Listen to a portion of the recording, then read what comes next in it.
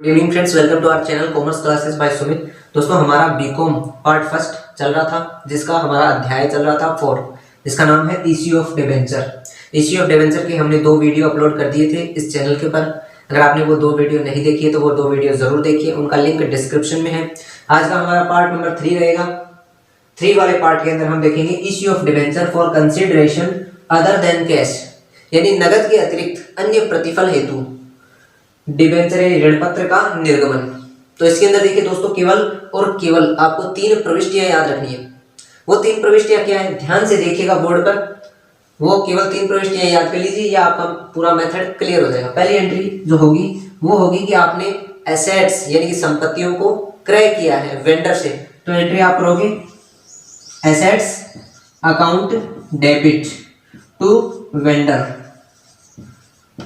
क्योंकि आपने वेंडर से यानी विक्रेता से आपने संपत्ति खरीदी है। तो ये एंट्री, कभी कभार क्या होता है, संपत्तियां तो खरीदते हैं, कभी दायित्व भी खरीदना पड़ जाता है। तो दूसरी एंट्री क्या करते हैं, sundry assets account debit to sundry liabilities account और टू वेंडर अकाउंट। ये हो गई, आपने संपत्तियां भी खरीद ली, आपने दायित्व भी खरीद लिए संपत्तियों के साथ, तो अब इनका भुगतान भी तो करना पड़ेगा ना। तो तीसरी एंट्री होगी वेंडर को भुगतान करने की, यानी पेमेंट करने की।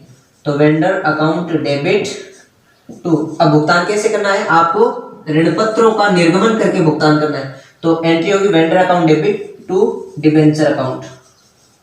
केवल ये 3 प्रविष्टियां और आपका ये पॉइंट नगद के अतिरिक्त अन्य प्रतिफल हेतु कंप्लीट होता है। एक एग्जांपल देखते हैं। एग्जांपल है कि चोपड़ा लिमिटेड ने 6,60,000 रुपए की एक मशीनरी खरीदी। तो मशीनरी आपकी क्या है, एक एसेट्स है। तो एंट्री आप क्या करोगे, पहली एंट्री होगी आपने मशीनरी परचेज करने की। तो एसेट्स आपकी क्या है, मशीनरी। तो मशीनरी अकाउंट डेबिट 6,60,000 रुपए टू, किससे खरीदी आपने, चोपड़ा लिमिटेड से, चोपड़ा लिमिटेड अकाउंट। तो ये जो चोपड़ा लिमिटेड है ये आपका वेंडर हो गया। आपकी कंपनी है सानवी लिमिटेड, और आपने जिस कंपनी से ये मशीनरी खरीदी ये था चोपड़ा लिमिटेड। तो पहली एंट्री क्या थी हमारी, assets account debit to vendor. तो एसेट्स हमारी क्या है, मशीनरी, और वेंडर हमारा क्या है, चोपड़ा लिमिटेड। पहली एंट्री होगी 6,60,000 रुपए से। दूसरी एंट्री क्या करनी है अब आपको, इसके अंदर आपने कोई दायित्व वगैरह यानी लायबिलिटीज वगैरह परचेज नहीं किए। अब आपने सीधे इसको भुगतान किया है, पेमेंट किया है इस चोपड़ा लिमिटेड को इस मशीनरी के बदले में। तो सबसे पहले क्या ऊपर नाम क्या आएगा डेबिट में, चोपड़ा लिमिटेड अकाउंट डेबिट, यानी कि वेंडर अकाउंट डेबिट टू। अब डिबेंचर जारी करके आपने इसको भुगतान किया है, लेकिन आपने क्या किया, इसमें एक ट्विस्ट ला दिया, 10% प्रीमियम पर आपने डिबेंचर जारी करके इसका भुगतान किया।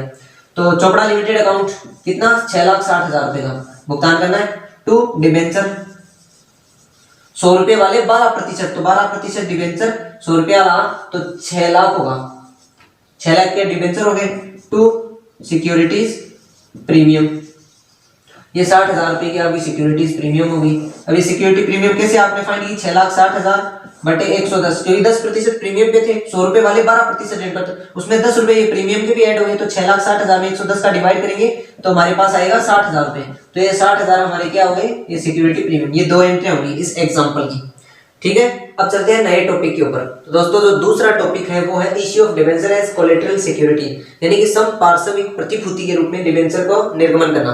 तो इसके अंदर देखिए 2 मेथड है। पहला मेथड है, इसके अंदर तो एंट्रियां ही नहीं होती है। जो दूसरा मेथड है उसके अंदर जो 2 एंट्रियां होती है वो बता देता हूं आपको।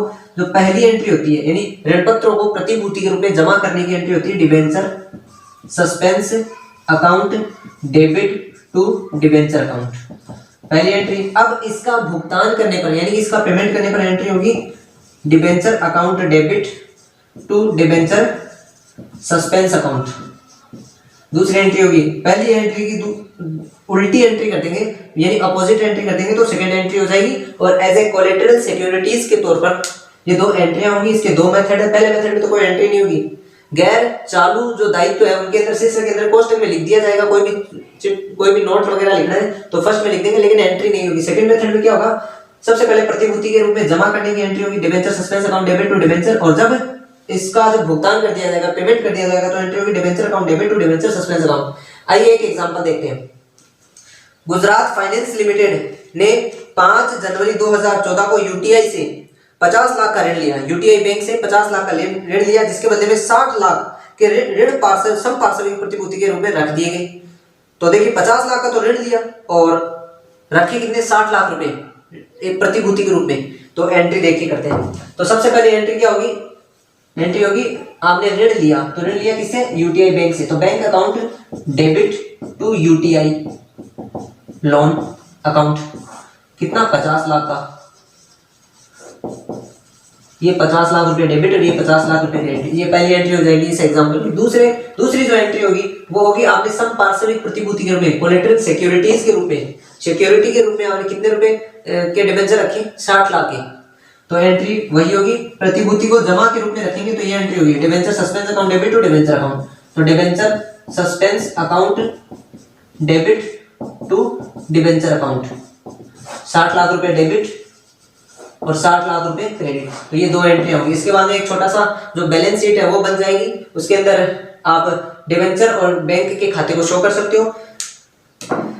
इक्विटीज एंड लायबिलिटीज के अंतर्गत आप सिक्योर्ड लोन के अंदर तो डिबेंचर को यूटीआई लोन के तौर पर शो कर सकते हो 50 लाख रुपए, और कैश एंड कैश इक्विवेलेंट यानी एसेट्स पक्ष में आप 50 लाख रुपए शो कर सकते हैं। इस प्रकार से आपका बैलेंस शीट भी बन जाएगा और ये दो एंट्री होंगी। आई होप दोस्तों आपको ये दोनों टॉपिक्स समझ में आए होंगे। वीडियो को लाइक कर देना, शेयर कर देना और चैनल को सब्सक्राइब करना बिल्कुल मत भूलना। नेक्स्ट जो पार्ट आएगा उसके अंदर हम रिडेम्पशन के आधार पर जो डिबेंचर का निर्गमन है वो देखेंगे।